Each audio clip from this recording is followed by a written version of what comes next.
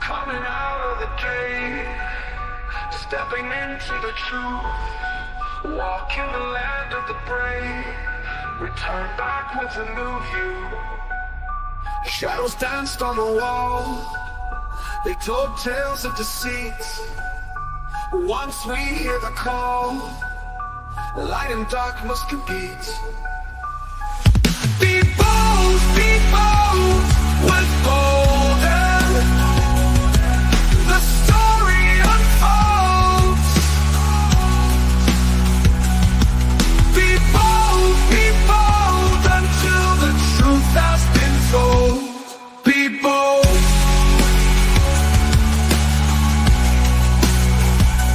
Be bold.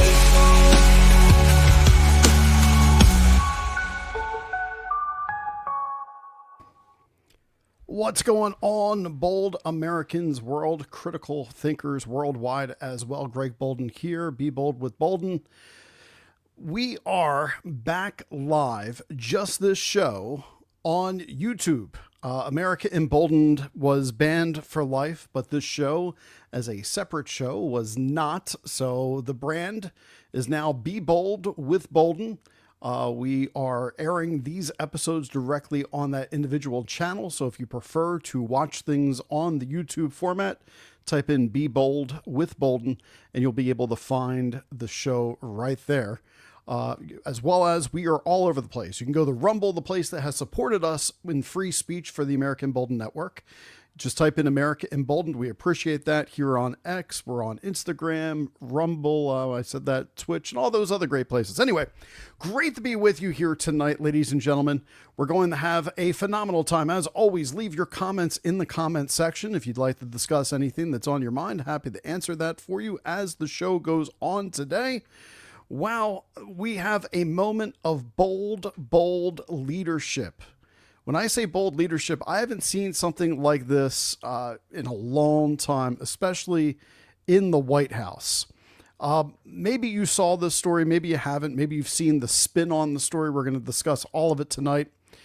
There is brief moments in history at times where the fog lifts and you can see things clearly. And this show is about stepping outside of the cave, Plato's allegory of the cave. We focus on stepping outside the cave, seeing things as they actually are, and then coming back and sharing the story so all can see what is the truth. Now, in Plato's allegory of the cave, the truth tellers do get stoned to death and killed. Well, hopefully that doesn't happen to us along the way. However, we're willing to risk it in order to get truth out there and to make sure the people are educated about what's really going on. Well, today in the White House, someone finally spoke truth that was buried for years. Today, that someone, and the media on the left is not going to acknowledge it, but I am going to acknowledge it today. That bold person was President Donald J. Trump. The media is likely going to be distracted with gossip. They're going to be distracted with basically narratives of their own design over what happened in the Oval Office today.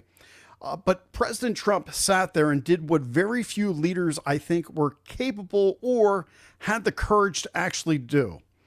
He looked truth directly in the face today, and he showed the world what's really happening in South Africa. He didn't mumble. He didn't dodge. He didn't issue some sanitized focus group statement that came out of a thought tank team. No. He brought graphic evidence directly to President Ramaphosa himself. There was no spin whatsoever, no sugarcoating things. It was just this beautiful, raw moment talking about a truth that I knew nothing about until today. About white South African farmers, both men, women, elderly couples, that had been slaughtered inside their own homes, terrorized in the night, abandoned by all of the world because we hadn't heard about this, in order to call this out in this meeting. That took absolute boldness. That took absolute moral clarity to say, when he comes into the White House and he's sitting alongside me, We're going to roll the tape for him. We're going to roll 6 minutes of this and counter his claims to make sure he understands we know what's going on. After watching this, and we're going to play it for all of you in just a quick moment here, brief moment, I want to know, where's the United Nations? Where's the global press, the global media? Where are the so-called human rights organizations for this? Silence. It's silent because these victims don't fit their narratives. These white farmers talking about their suffering there in this area is politically inconvenience. But it doesn't seem like Trump ever cares about political convenience. He just cared about justice in this moment. And those that care about justice in this way, that is today a moment of bold, bold leadership, not just for America, but for the world. If you believe in the sanctity of human life, regardless of race, regardless of which continent that comes on, when others are turning away, it seems that we can count on President Trump to turn toward the fire and say, no, I can see it, I hear it, and I'm not going to sit here in the White House and pretend that this is not happening.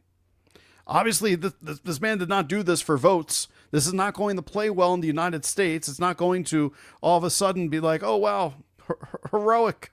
So he didn't do it for the headlines. In fact, my guess is the left media right now is going to immediately start saying, nope, he's wrong. This is all not happening, but I got footage tonight. You best assure I got footage. I'm going to show you what's going on. Now, he did this because it's right. That's leadership. That's unapologetic leadership. And too often, I think that people choose silence when they're supposed to be leading. And if I did not acknowledge this at the top of the show, then I would be failing you as a show host in leadership as well. So let's start rolling. I got to pull my StreamYard down here so I can get these clips. Let's start rolling some of the video from today on Trump and South Africa, what was going on. This is the first clip. What does it take for you to be convinced that there's no white genocide in South Africa? What will it take for you to be convinced that there's no white genocide in South Africa? That is the question that was just asked, and here's his response. Well, I can answer that for the president. It's for him. No, seriously. I'd rather have him answer. Yeah, I'd rather answer that. So now the president of South Africa is saying, I can answer that for him. This is not going to go nearly the way that he thinks it's going to go. It will be. Our president will respond to you. Yeah, let me, Thank you, Mr. President. it will take President Trump listening to the voices of South Africans, some of whom are his good friends, like those who are here. When we have talks between us on the around a quiet table, it will take President Trump to listen to them. I'm not going to be repeating what I've been saying. I would say if there was Afrikaner farmer genocide, I can bet you these three gentlemen would not be here, including my Minister of Agriculture.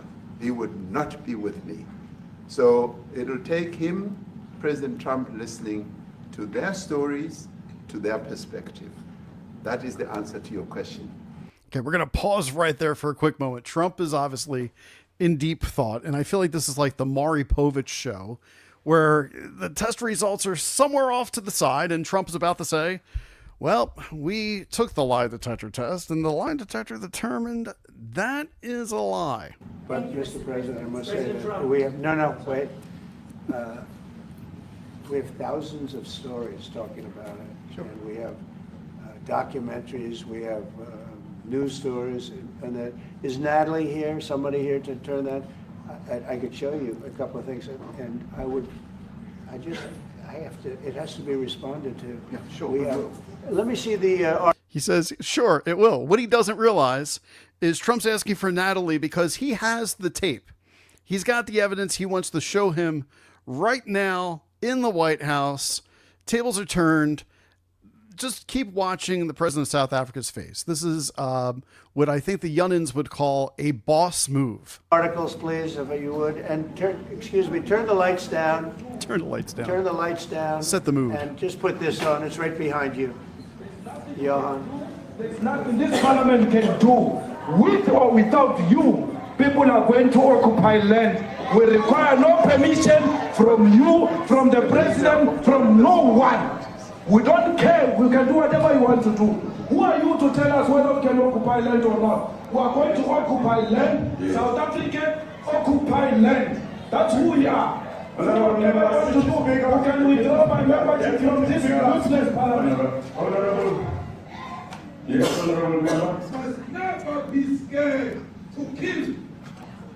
A revolution demands that at some point there must be killing, because the killing is part of a revolutionary act. Shoot to kill.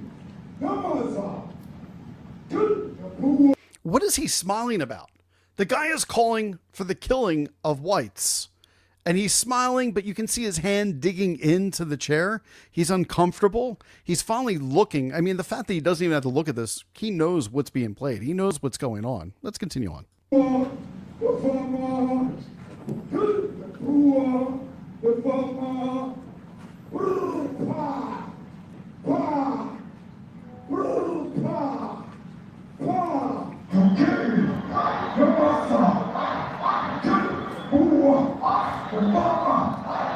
That is the look of being uncomfortable with what's being played in front of him. The man of D-Day in PE is a white man. So these people, when you want to hit them hard, go after a white man. They feel a terrible pain because you have touched a white man. Not because Mashaba and Suri will not be touched. They will be touched, no one. So now he's getting images to show him. You can see him grab on. He puts him off to the side.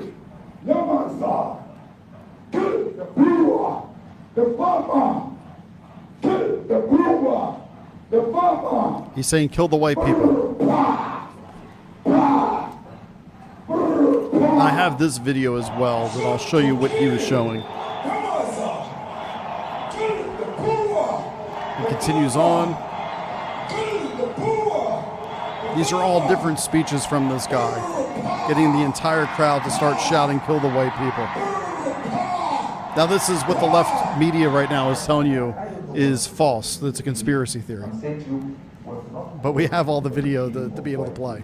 At least for now.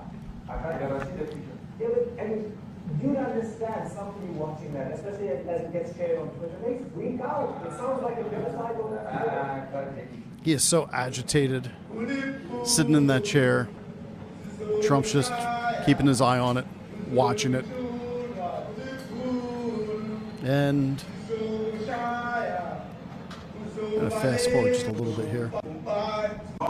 These are Right here. So this comes out of it after about 4.5 minutes of playing it. now. This is very bad. These are burial sites right here. Burial sites. Over 1,000 of white farmers, and those cars are lined up to pay love on a Sunday morning. Each one of those white things you see is a cross, and there's approximately 1,000 of them. They're all white farmers, the family of white farmers. And those cars aren't driving, they're stopped there to pay respects to their family member who was killed. And it's a terrible sight. I've never seen anything like it. Both sides of the road, you have crosses.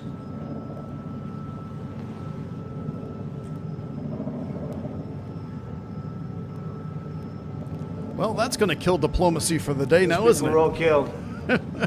Have they told you where that is, Mr. President? No, I'd like to know where that is, because this I've never seen. So he's seen the other, but this he's It's never in seen. South Africa. We need to find out.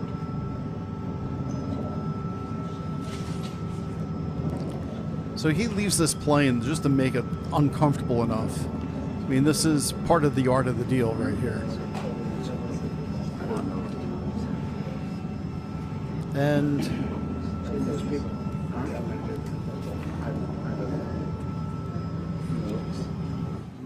Okay. there we go. Mr. President, the Pentagon announced that it would be accepting. So it continues on where there. That's all I have on that specific clip. But there's more to this here. Here it is. This is the second part that I wanted to play. All right, get this queued up. Thanks to my good friend Viva Fry here for posting these in sections. Makes this easy for tonight. Explain to Americans why it's appropriate to welcome white Afrikaners here when other refugees like Afghans, Venezuelans, Haitians have all had their protected status revoked. Well, this is a group, NBC, that is truly fake news. They ask a lot of questions in a very pointed way. They're not questions, they're statements. We've had tremendous complaints about Africa, about other countries too, from people. They say there's a lot of bad things going on in Africa, and that's what we're going to be discussing today. When you say we don't take others, all you have to do is take a look at the southern border. We let 21 million people come through our border, totally unchecked, totally unvetted. They came from all over the world. In many cases, they're criminals. They come from prisons. They come from mental institutions. They come from street gangs. They're drug dealers. So don't say that we didn't take them. We take them. We're trying to get them out as fast as we can.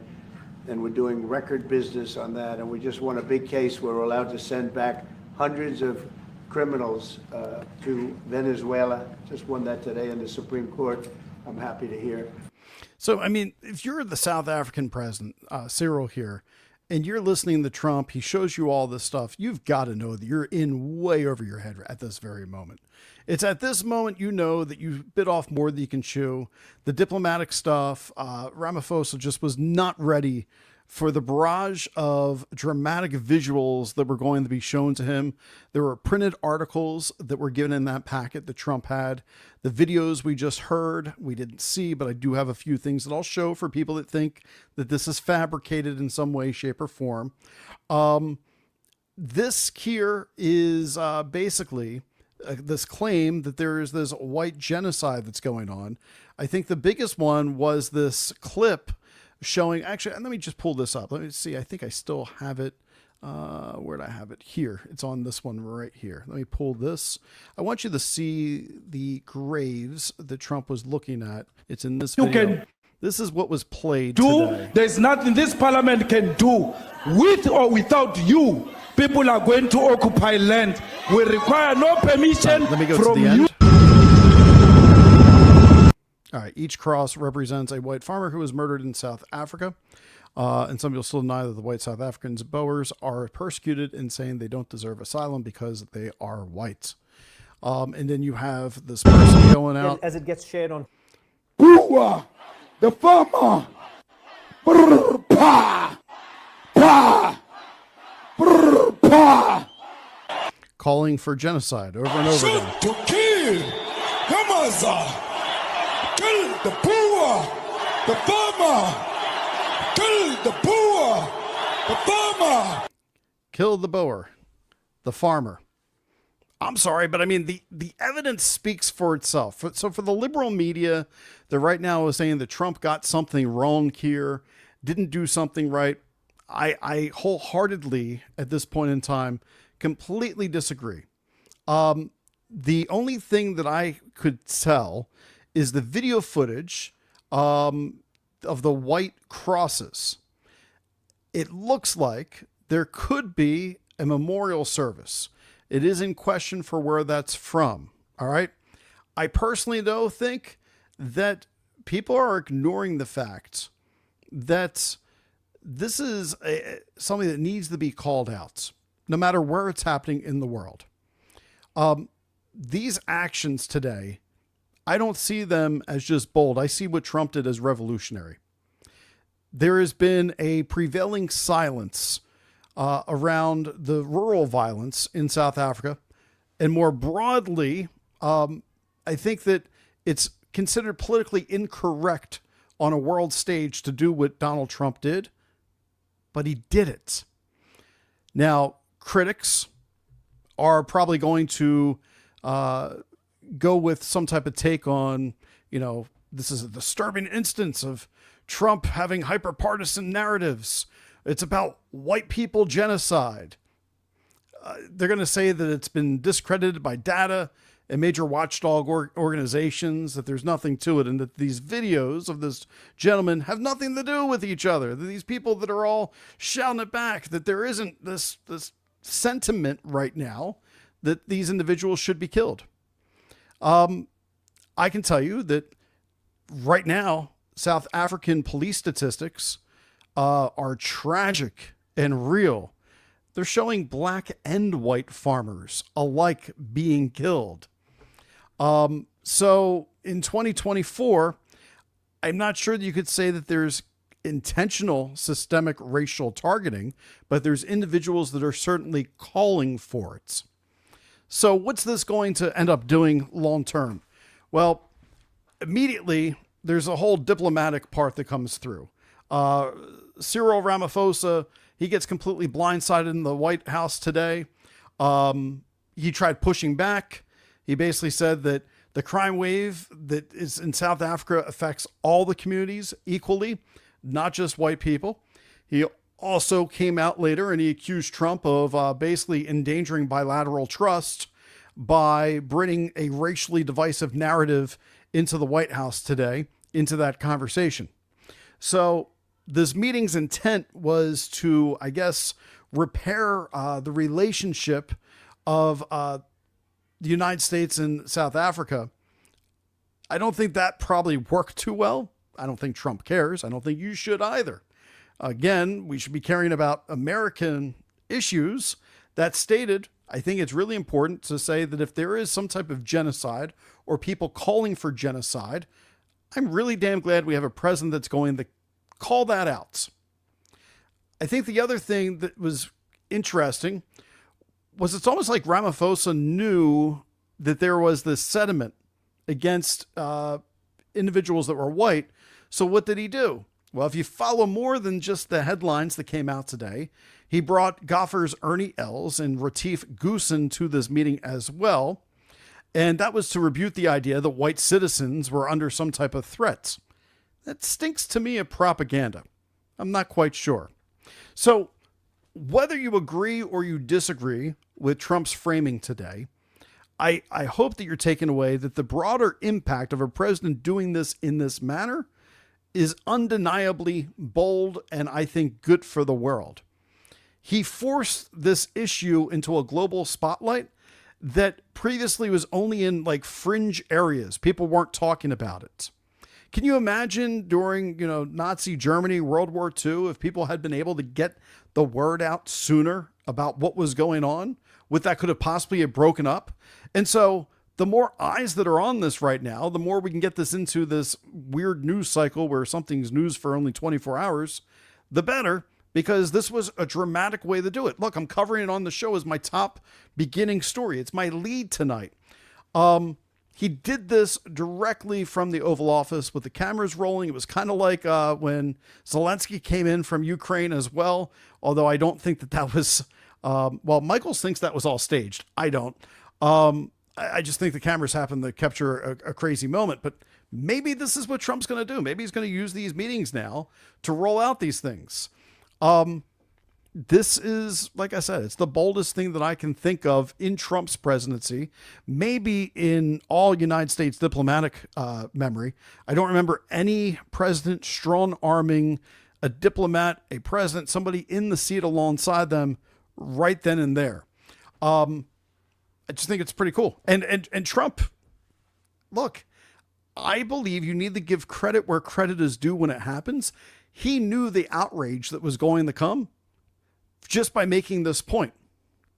That is Donald Trump's style. He does not care what you think about his style. He's not a man who's going to be quiet and nuanced. He's going to be unapologetic in his declarations. He's going to use theater as his strategy with his team. And he's going to force the world to react to the way he frames things. And then you get some answers. You find out what's actually happening.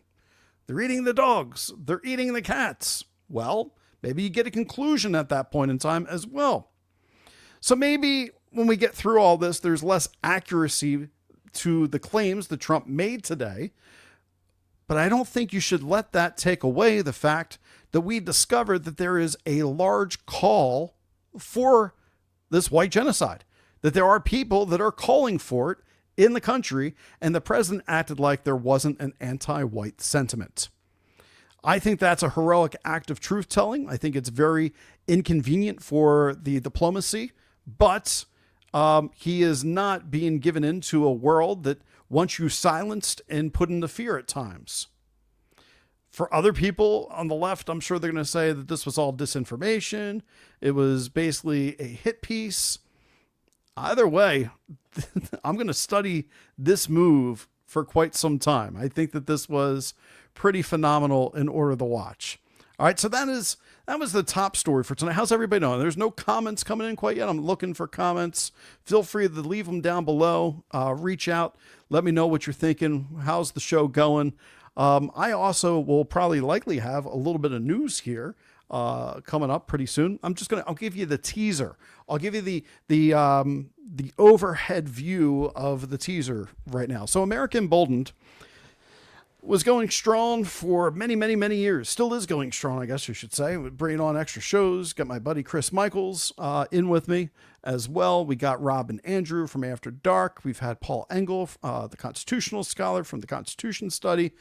Really getting A-plus guests. We got a great guest tomorrow night, by the way. We'll talk about that in a few. I received a phone call over the weekend. Somebody wants me to bring my show, what I'm doing right now, back onto a network, 1 hour shows, 57 minutes, 4 days a week.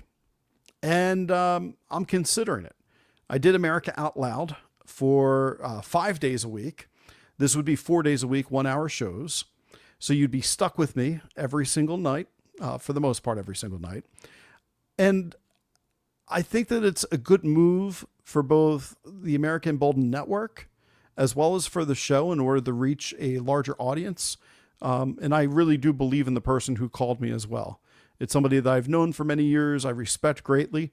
And so I'm just letting you all know that I'm prayerfully considering the offer and thinking about moving our talents to, this won't end. We'll still be doing this. It's just a larger reach through their network that they would be broadcasting with. So that's the tease. I can't share anything more with you yet because, quite honestly, the ink is not dry. There's no ink actually to dry, but we gotta figure that whole agreement out and what that looks like. So you might be seeing me more regularly very, very soon, which I know will make some people excited and happy, and others will just make disgruntled that they have to hear me just a little bit more throughout the course of the week. Now, I tease.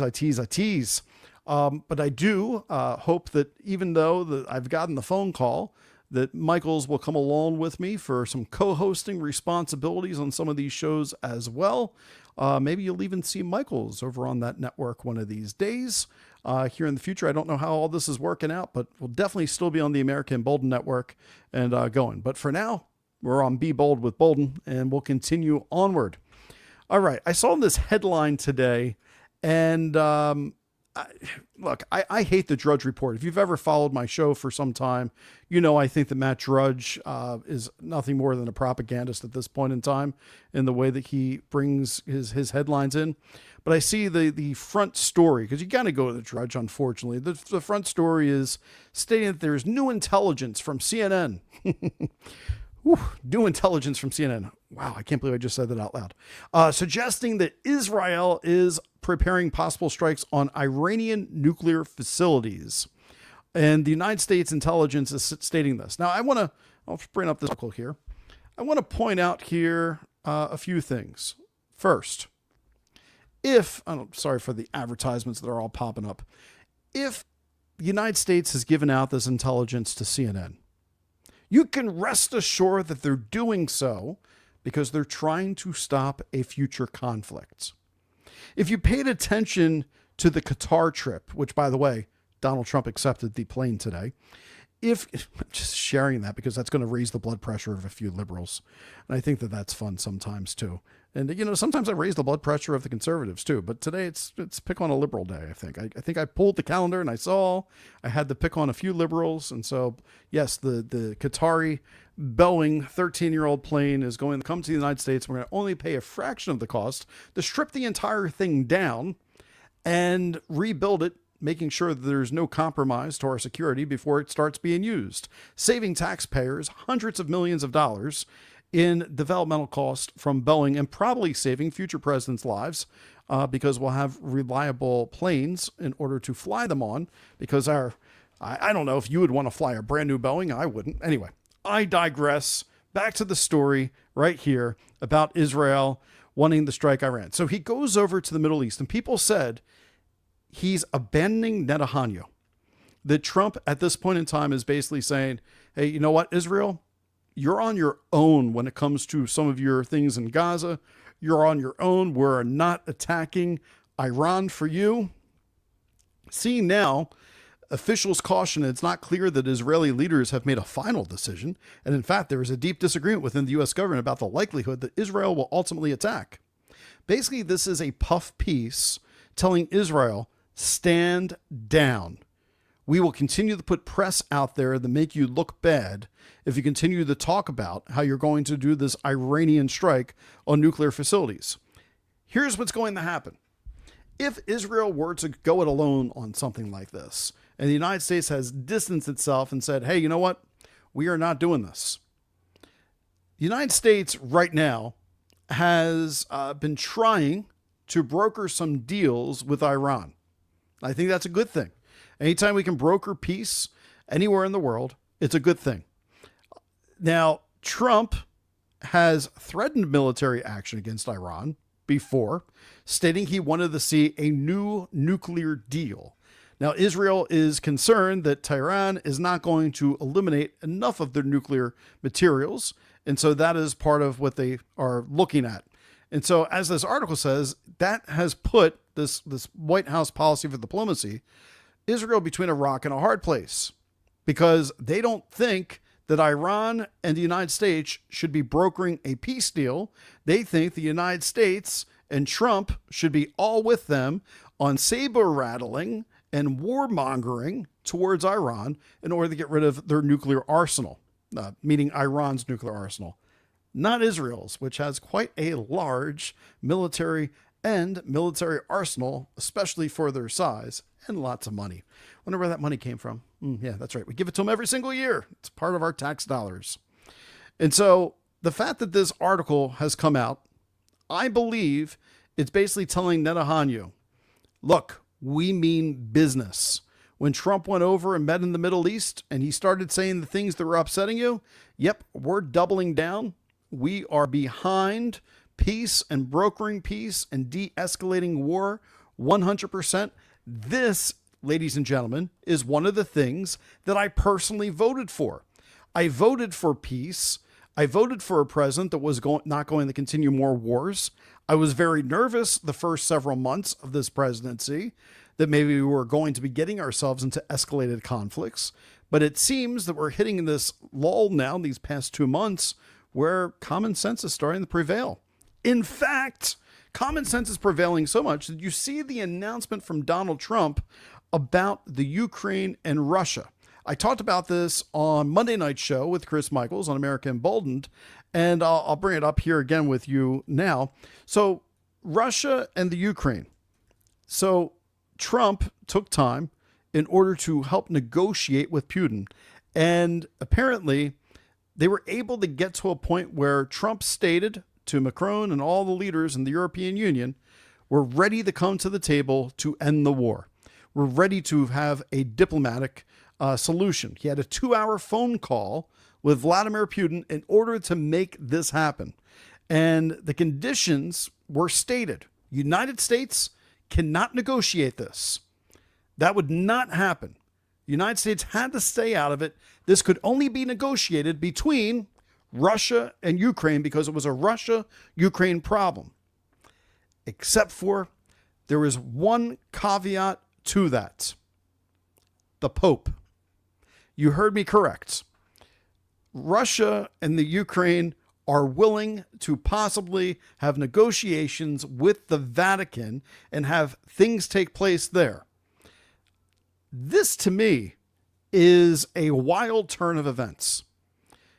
This signals to me that the Vatican is open to peace and not taking a side. When you look at what the Vatican was doing with Ukraine originally, It seemed like they were stoking the flames a bit against Russia, which I understand. People were dying. My point being is, you want the faith community, the place that's supposed to be mediating and brokering peace, to do so.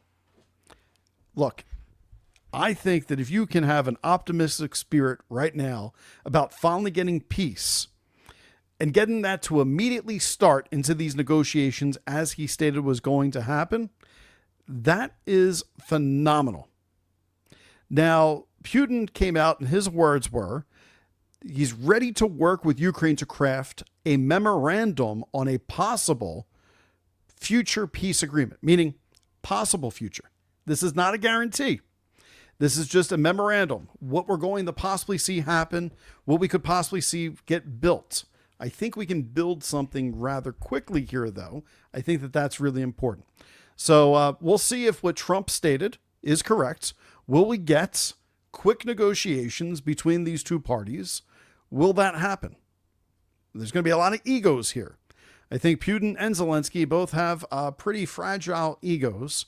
And so it will be very interesting to find out if they both back away as soon as they hear something they don't like, or if they can make it directly in to be able to talk about what is next, what needs to be next for these individuals. Now, back to like the peace deal here with Israel and Iran. All right. Some things to keep in mind. Israel has wanted to take military action since 2024 with weakening Iran's air defenses. In 2025, in May, as recently as this month, we heard that the strike plans were halted thanks to our intervention, the United States. The downside of Iran, and the reason why some of this criticism is deserved with Trump wanting to work this out, is they do support groups like the Houthis in Yemen, where that's happening. Hezbollah, they have factions in Lebanon of Hezbollah, Hamas, and Gaza. They're all proxies that are basically threatening Israel right now, that are tied directly to Iran's regional leverage that they've put together. In October 2024, and I think, was it May, June? I forget when we were using the dome, helping them out. Might even be before then, 2024.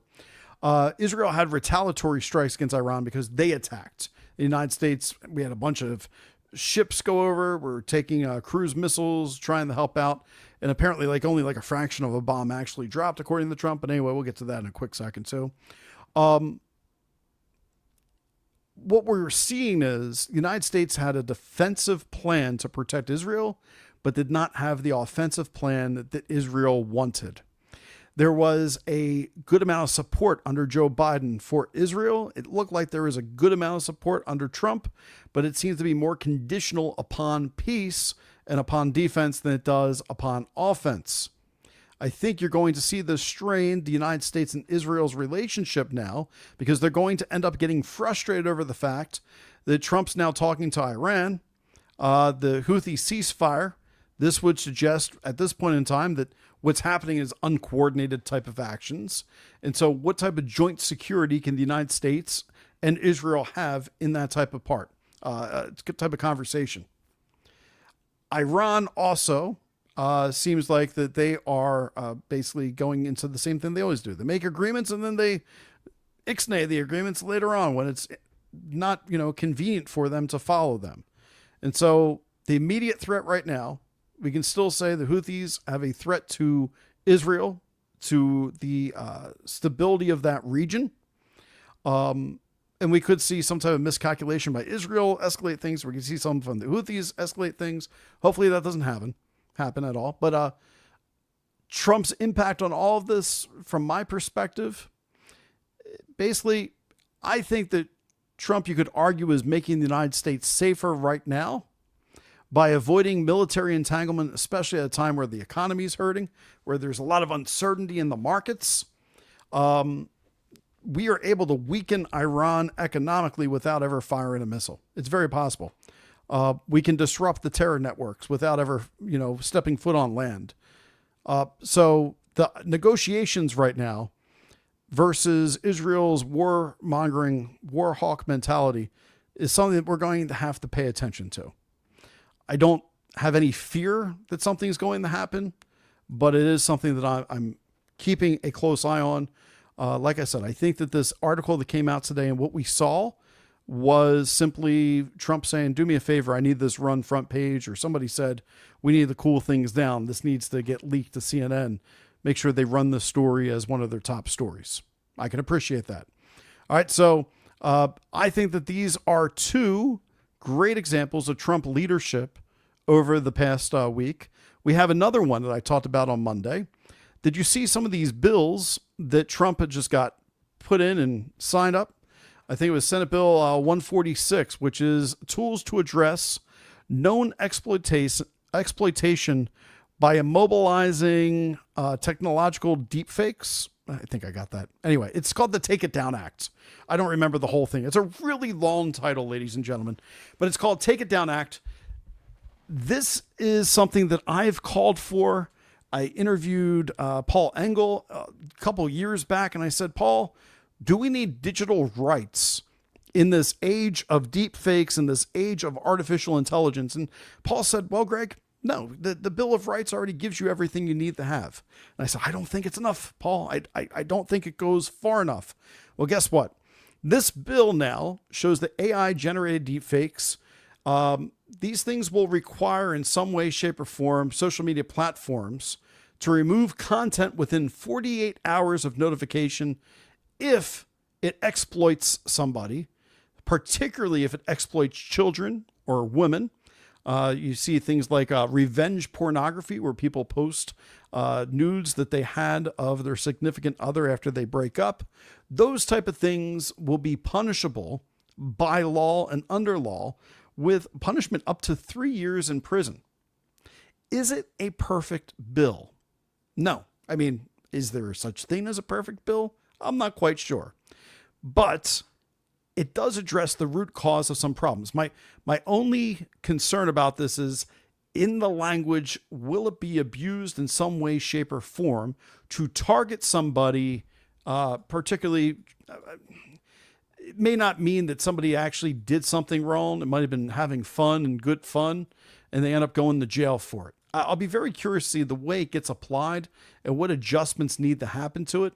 I think it's a necessary first step to digital rights, but I think it might go a bit too far. All right, I was alluding to this. Yep, and I think it might lead to some censorship, Mighty Joe. I see your comment over on the Instagram side. Chip says, the Golden Dome sounds pretty good to me. I don't know if it makes the list, but the PRC sounds like they're pretty nervous about it. Probably thwarts their plans to take over the world. So the Golden Dome announcement yesterday, I actually ended up texting several people as Donald Trump was talking about it with Pete Hegseth. For those of you that are not familiar with the Golden Dome, do you remember Ronald Reagan? Well, this is only for my older audience, because of course, if you were born after the 80s, you do not remember Ronald Reagan. But if you're a child of the 60s and 70s or older, you're going to remember this. He talked about the Star Wars program, right? Not the movie, but he talked about space lasers. Could we eventually shoot anything out of the sky that was necessary? Well, I'm not sure these are exactly space lasers, but the Golden Dome program looks like it's going to extend from Canada through all of North America. Canada wants to be a part of it, according to Donald Trump. And these lasers are going to be able to shoot anything that's high speed moving and basically disable it within seconds in order to protect the country from hypersonic missiles, protect us from jets and other threats that might be unseen. Here's what scares me about this. Follow me for this moment. Okay. If we can build, and we have built because we saw this, the Iron Dome now has this exact same technology. If we can build these lasers that can be fired from the ground up to the air, what's keeping those lasers from being fired ground to ground? I just want sharks with freaking lasers. Is that too much to ask for, Scotty? Great movie, by the way. These lasers, I believe, could be used for nefarious purposes and reasons and not for the intended cause. And that concerns me. The technology, once we develop it, will be reverse engineered by somebody and used for other purposes as well. And then if you have lasers in space using Space Force, what's to keep situations, I hate to say this out loud, but what would keep situations, well, I won't say it out loud, you can see where I'm going, of attacking from above. Space to ground. That's exactly what I'm getting at, Chip. Exactly. What's to keep that space to ground? You know, the press conference yesterday was everything from ground to space that they talked about. But then they talked about, Hegseth said, Mr. Trump, President Trump, did you ever think when you started Space Force you would see this? And immediately my head clicked of, oh, they're going to have space lasers. They already have them at least, or it will be a thing. And I'm not sure if you've seen the footage of the laser being fired off the ship, but that's out there as well that people can watch. I will try to find that too at some point in time here. Video, laser on ship. I think I showed it several weeks back. Finally watch U.S. Navy's. This is on Beyond Military. Has almost 1 million views 2 months ago on YouTube. Let me pull up YouTube's video because figure this is safe. If YouTube already is hosting this at 1 million views, they can't say doing something wrong. The Helios Here it is the U.S. Navy's first truly operational laser weapon, with enough energy to power an entire neighborhood compressed into a single pinpoint. This system represents a great leap forward in military technology, comparable to gunpowder and machine guns. All right, we'll just leave it there.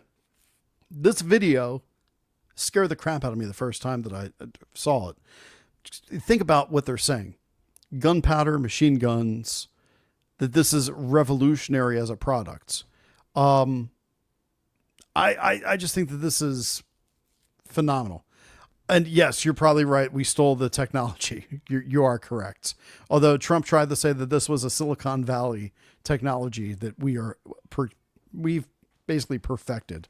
I'm not sure I buy all that for what's going on. But yeah, who needs drones when you got space lasers and lasers on ships and things that can just melt people down and go?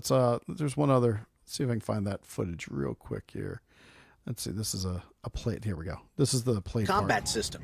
This allows the Helios to be a fully integrated weapon that can receive targeting data from spy radar, be an option for the Tactical Action Office to choose from when engaging a threat, and conduct 3 different mission sets all at the same time.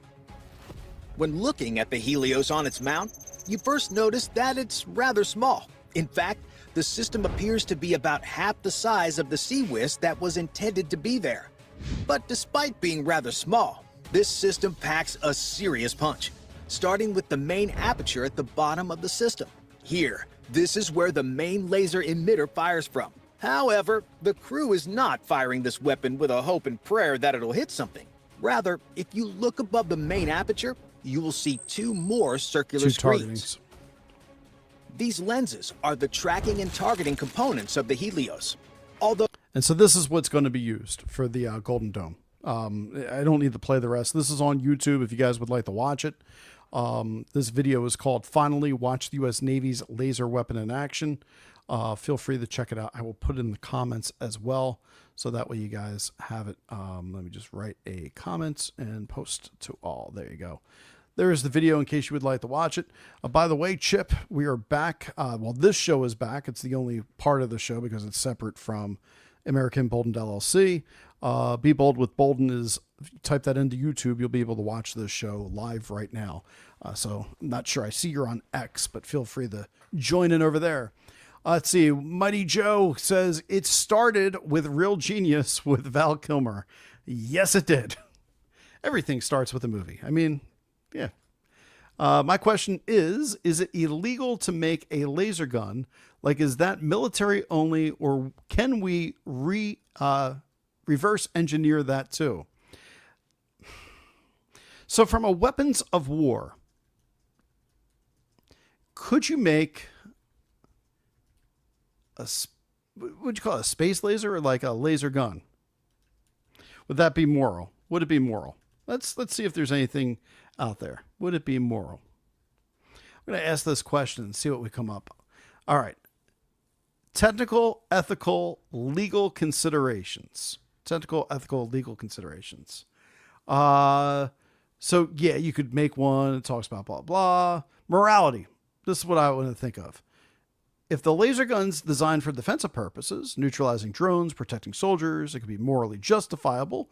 National security, lethality, a non-lethal laser for blinding sensors, disorienting enemies, is generally viewed as more ethical than a lethal one. A lethal laser gun, especially if used against civilians, is in violation of international law. There it is.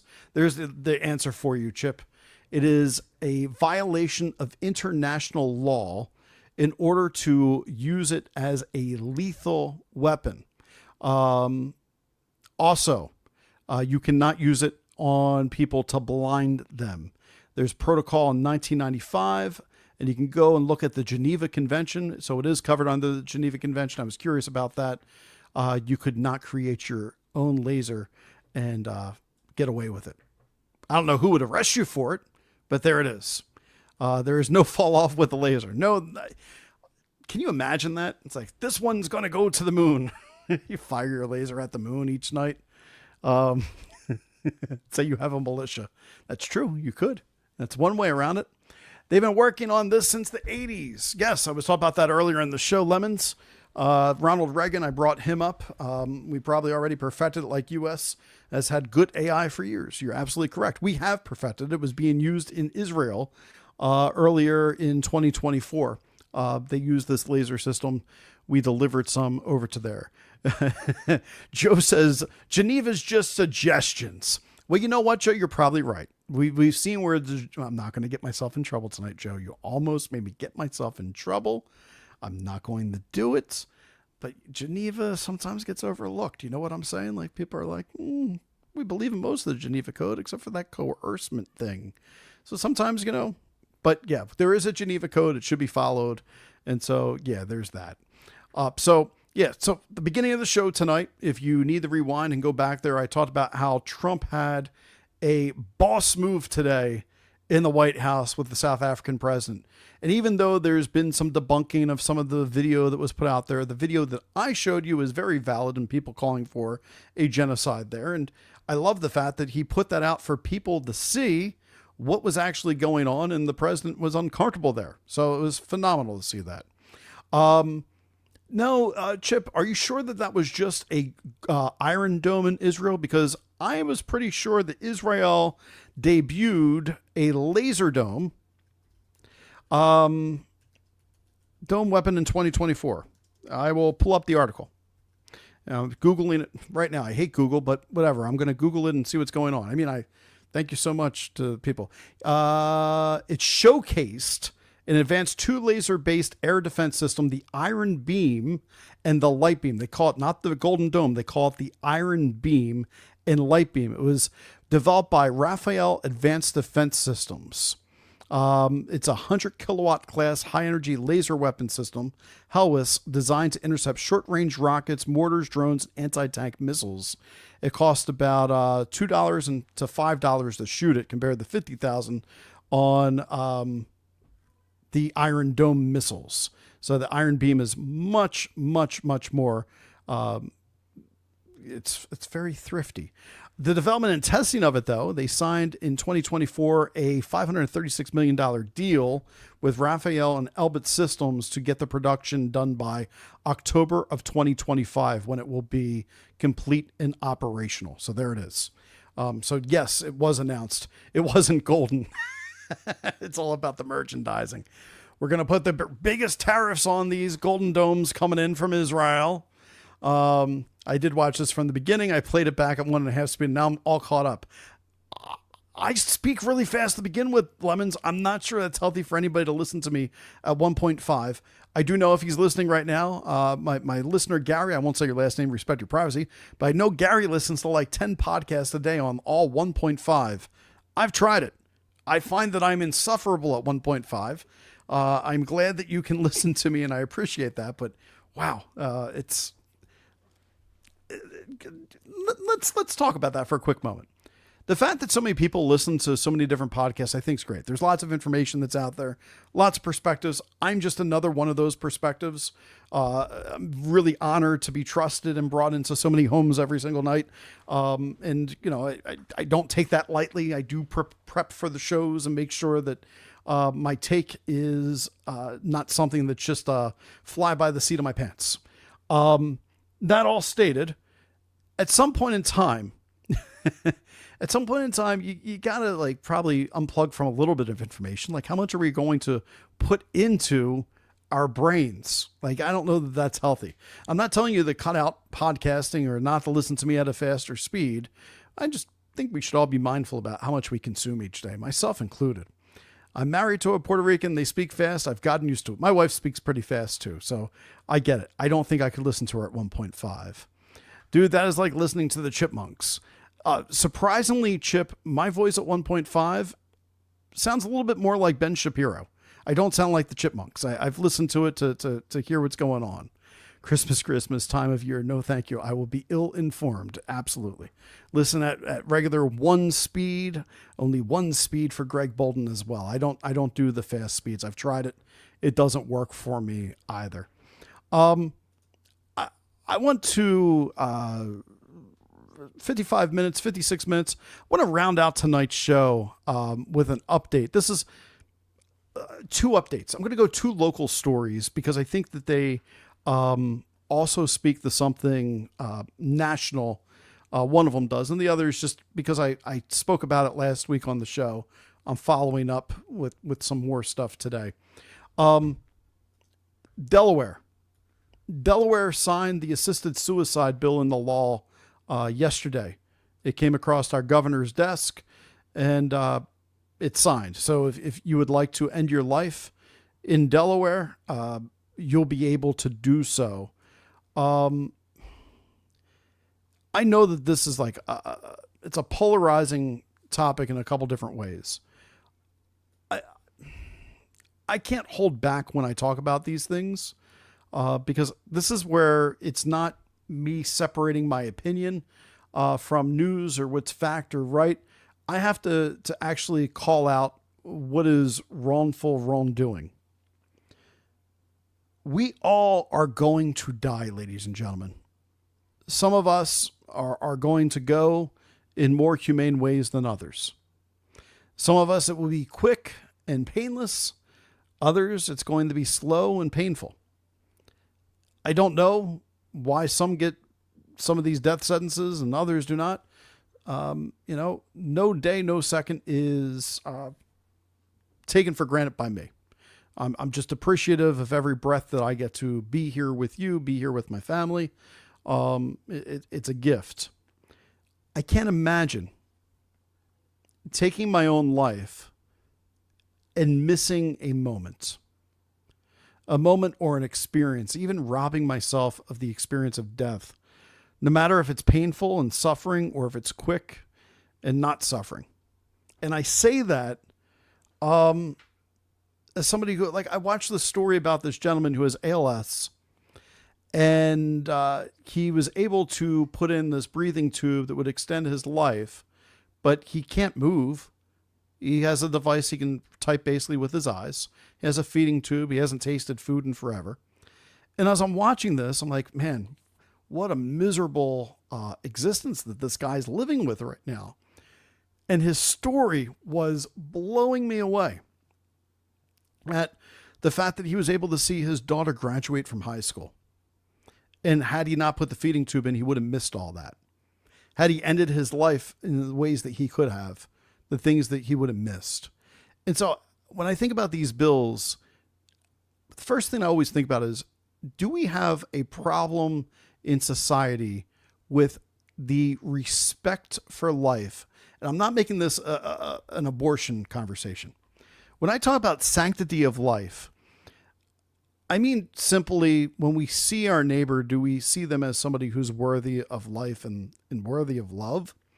Or are we seeing somebody that we don't care about? Do we ever not think about them ever again?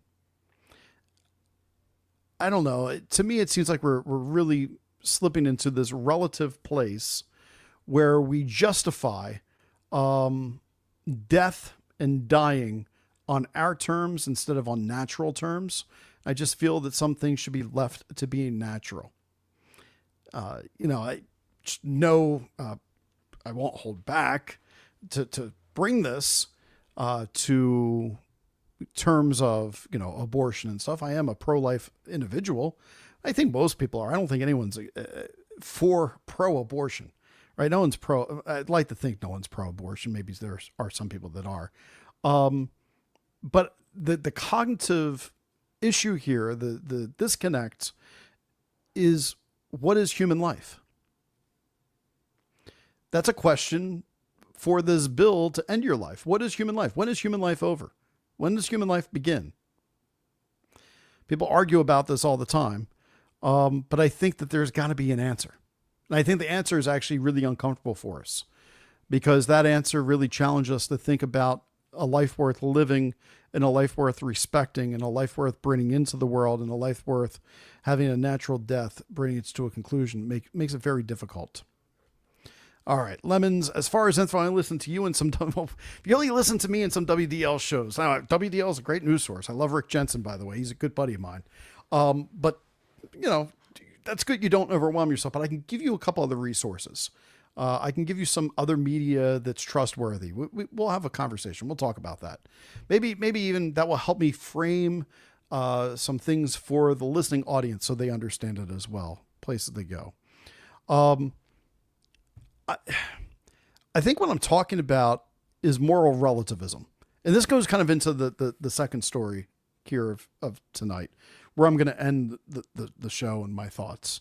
I've done ad nauseum shows about moral relativism. I've talked about, the fact that people now are like shopping for what is right, what is wrong. They think right is wrong and wrong is right. They think these choices are like, well, I prefer chocolate ice cream. I prefer vanilla ice cream. When we do that, we lose the standards. We lose the ability to say that there are things that are what we ought to do or what we should do. And instead, everybody just goes on and they do what feels right to them. And that becomes their morality, which I feel like I should put on my morality hat. All right, we're going to make America moral again. I should put this on as we talk about it. Morality isn't anchored in truth. Morality is something that gets tethered to the whims that you want to say, that makes me feel good. It's two people sitting in a room, much like, I think, like Chip, you and I have sat in a room. We've had this kind of conversation before. But we could sit in this room together and we could both equally be right in our own eyes. If we don't establish rules, we don't establish if there's absolutes, if we don't establish what common ground we actually have. Now, to a lot of society right now, and like to the Matt Myers, the governor of Delaware that's signing this bill, that might sound like a great world, because as governor, you can just justify anything you want to do. However, when you look a little bit closer at this philosophy of moral relativism, it completely falls on its face. If there's no right and there's no wrong, then you also have no right to call out wrongdoing. If everyone's individual morality is valid and they get to express it, then no one has any rights to say, hey, man, that's wrong. Not even when there's murder, not even when there's child abuse, not even when there's racism, some type of destruction. If that person can say, well, it's my moral compass, I'm completely okay with it, then that individual can get away with anything. I think, prove me wrong, Chip, you'd be the devil's advocate on this, all right? I think that deep down as human beings, we are born to know inherently that some things are wrong. All right, great question. I should address this for Chip right here. Are you for the death penalty, Greg? No, I'm not. The only time I believe in the death penalty is under the direct threat of self, personal property, like family, things where you are under a direct threat. Protect yourself. You have a right to life. But when somebody can, after be arrested, I personally think it's a far more crazy thing to keep somebody in jail for the rest of their life, to not allow them.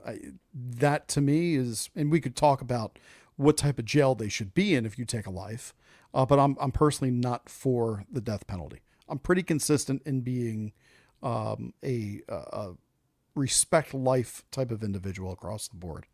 And I've struggled with that. I often ask, like, if somebody harmed my family, well, the first thing is I'd want to kill that person in that moment because they've harmed my family. They've harmed my right to personal self and property, protecting my family.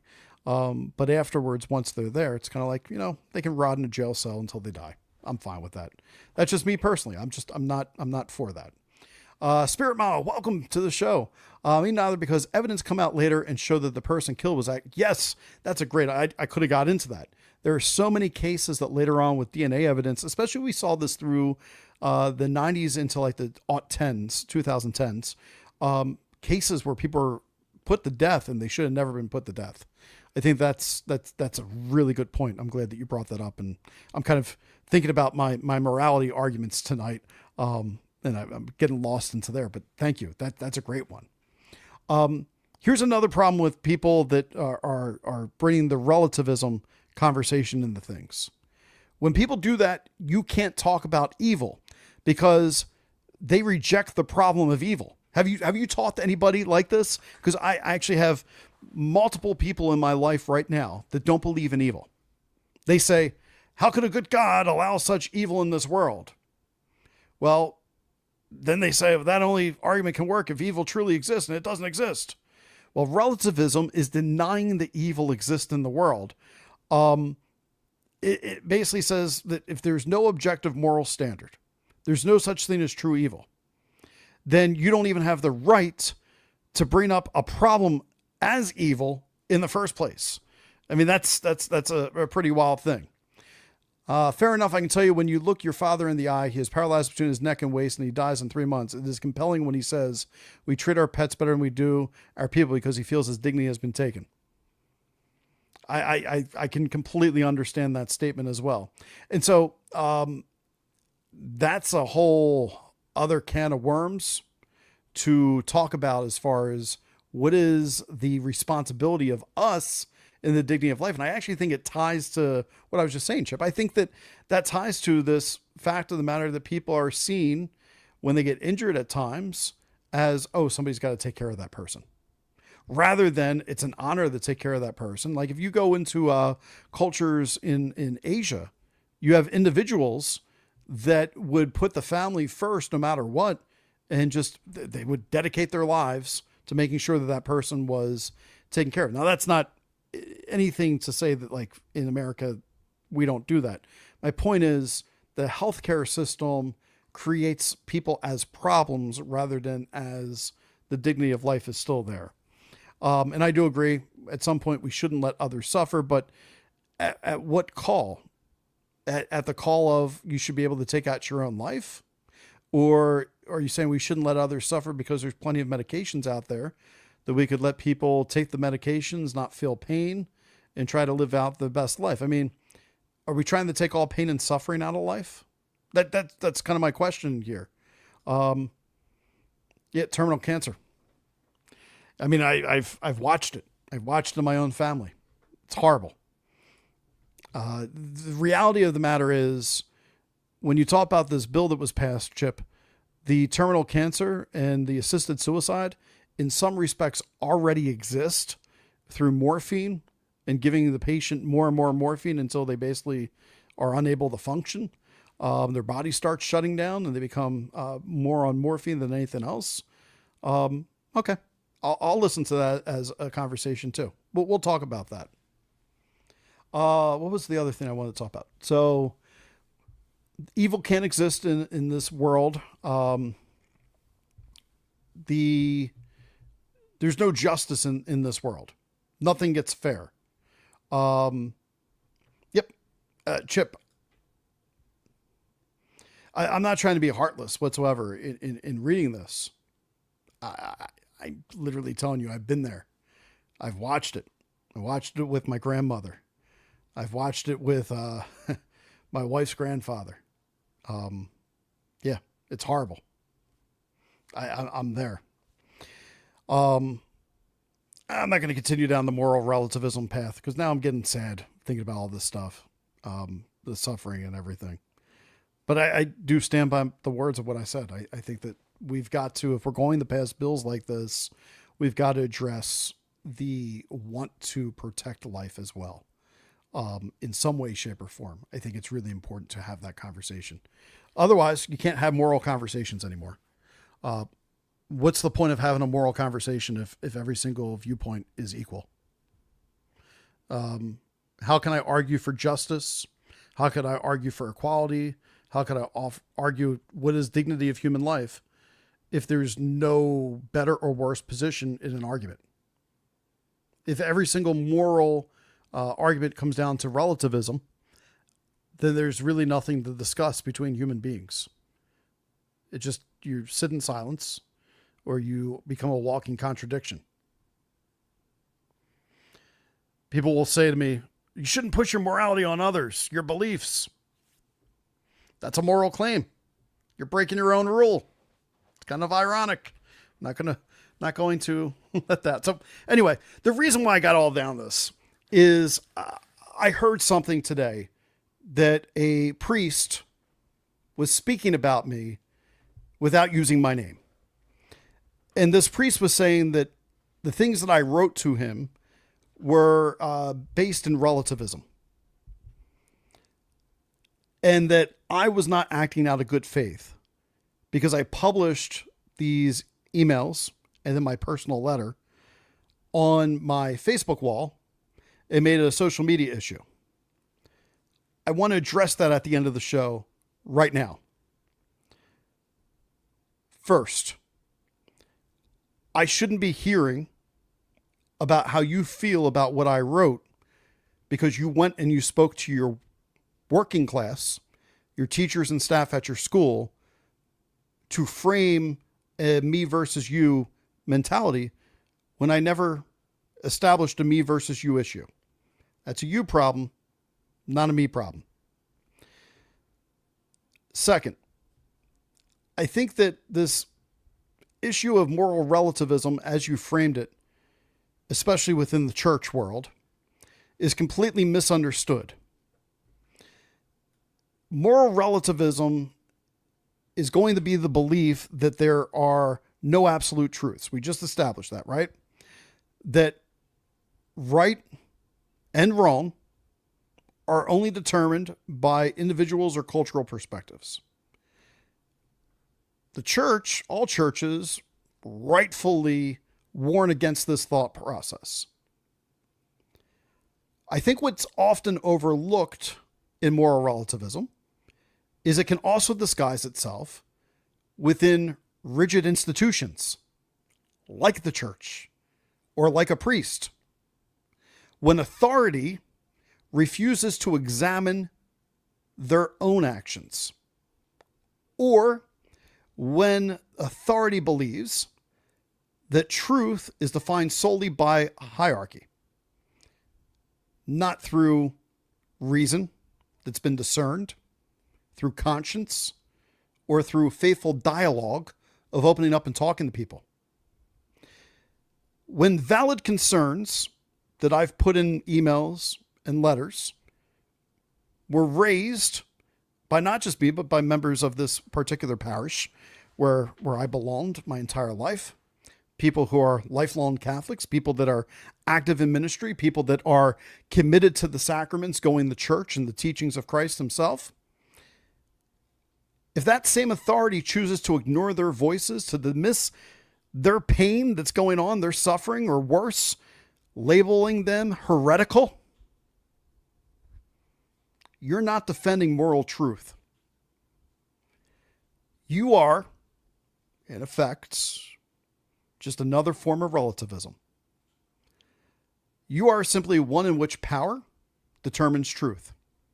Dissent is now mistaken for sin.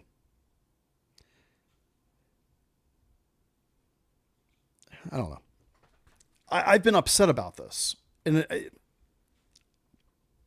my letters were written out of love. They were written out of charity in wanting dialogue And when a response comes back that I'm connected to that says all the words were taken out of context and no, I will not be meeting. And when you send a letter that says you are not welcome here and you claim that I took it out of context, I'm sorry.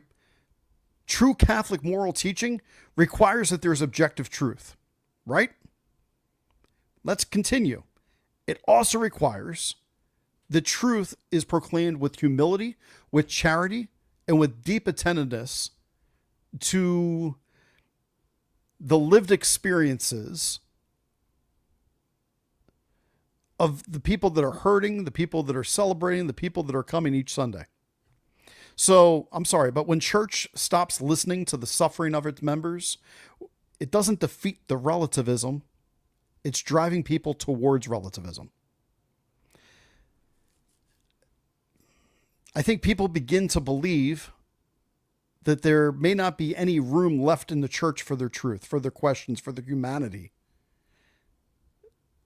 That's not relativism that you discussed today to teachers and staff that got back to me. That's reality. So I'd remind you, to this individual, if you're watching, and it seems like you're paying attention to my social media pretty well, so you might be, you're a priest.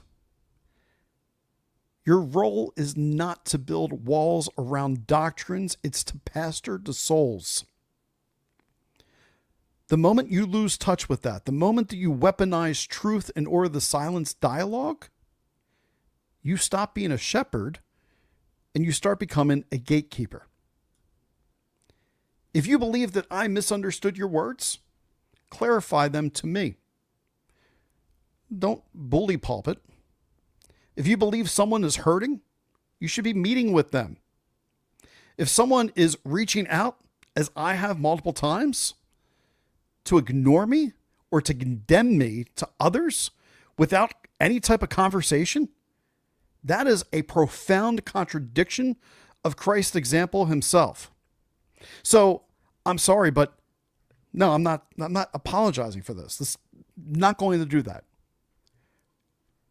Do not let fear of relativism become an excuse to reject your role for having a right relationship. The truth we claim to protect is a person, human dignity. And you should be seeing, if you're a Catholic, Jesus Christ and somebody else. The man who ate with sinners, the man who walked with doubters, the man who wept with the people who were in suffering. So if your letter caused some type of harm, misunderstanding, and it has, then I think the pastoral thing to do is to engage, not because relativism is going to demand it, but because love does. I will continue to speak out of love for this. I will not allow my anger to take this over because it's the right thing to do. I did not appreciate hearing me and other individuals used as examples today as people that were not acting in good faith, as people that were heretical in the church's eyes. I worked there for 10 years. Of course, I have friends on your staff and they're going to talk to me. I'm disappointed.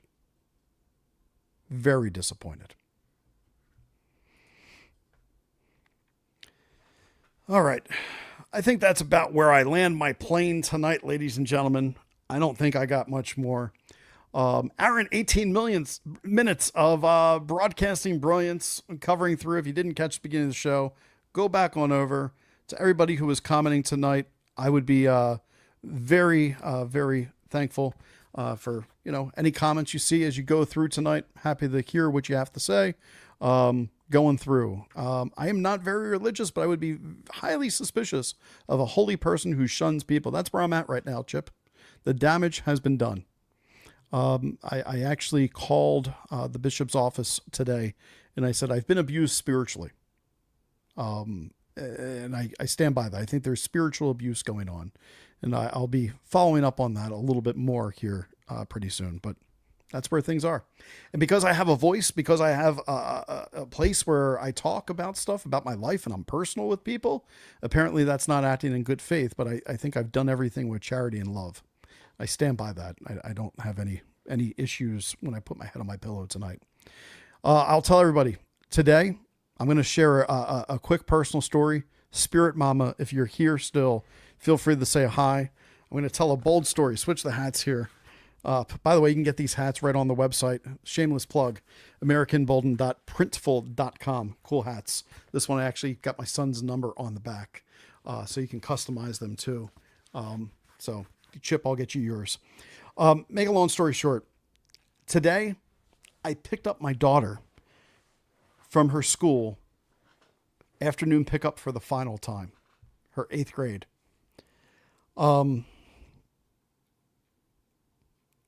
I continually get humbled at the fact that I feel like I understand things so well in my life. And then moments like today just completely rearrange a paradigm shift in my world. It gives me a different lens to look at my seniors in high school. It gives me a different way to look at them to say, they too, just moments ago, were in strollers. We're in the backseat of a car. We're coloring pages.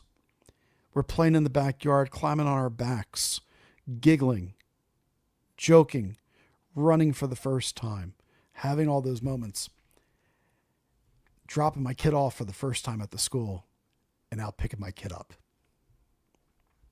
I'm a proud dad. What a beautiful journey we get to go on, guys. Cherish it. If you got kids, cherish those moments, every moment. God bless you guys. Be bold. Be bold, be